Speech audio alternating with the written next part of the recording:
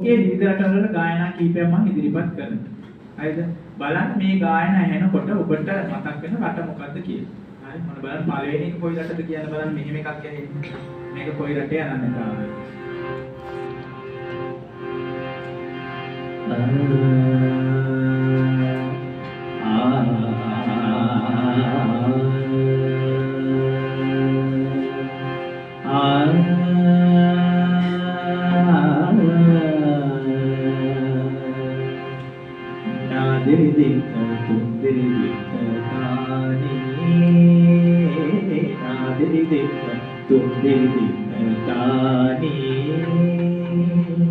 කොහෙද රට? මම හින්දි වචනයක්වත් කිව්වේ නෑ. හැබැයි ඔබ කියන ඉන්දියාව කියලා. ඔව්. මේක ඇහෙනකොට දන්නවා මේකේ හින්දි වචනයක්වත් නැති වුණත් මේක අනන්‍යතාවය තියෙන ඉන්දියාවකට. මේක කියන්න පුළුවන්ද ඇමරිකානුවෙක්ට කියන්න පුළුවන්ද මේක උන්ගේ එකක් කියලා? නෑ.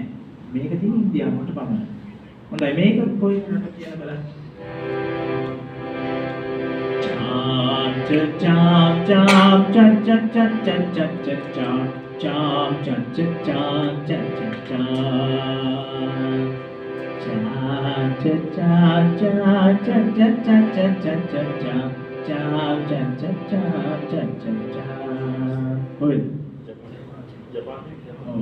ජපානය චීනය නේද කොරියාව මම හැබැයි ජපාන වචනයක්වත් චීන වචනයක්වත් කිව්වේ නැහැ. දැන් ඕක අපි කියන්නේ අභිදිගාසියාතික රටවල් කියලා නේද? ඒතකොට ජපානය චීනය කොරියාව වගේ රටවල් වලින් ඕක ඇහෙනවා. ඒක ඔවුන්ගේ අනන්‍යතාවය. ඕක ඉන්දියානුවට කියන්නේ බෑ ඕක ඉන්දියානුවට කියලා. දැන් මෙහෙම එකක් ඇහෙනකොට බලන්න.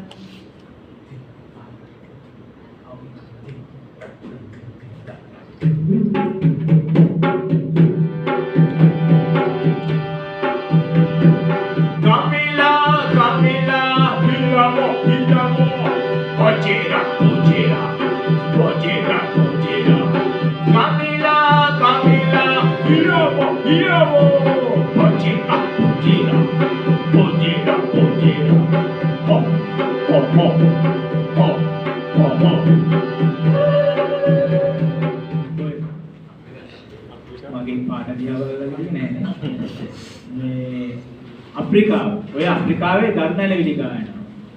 ඒ කියන්නේ අපිට hina වෙන්න නෙමෙයි කිව්වේ අප්‍රිකානුව එහෙම තමයි. උන්ගේ දොයිය බබා කියවන්නල වෙන්නේ නැහැ. උන්ගේ ලේවලට දැනෙන්න තමයි උන් ගායනා කරන්නේ. ඒතොර අප්‍රිකානුවගේ අනන්‍යතාවය තමයි ඔය තියෙන්නේ.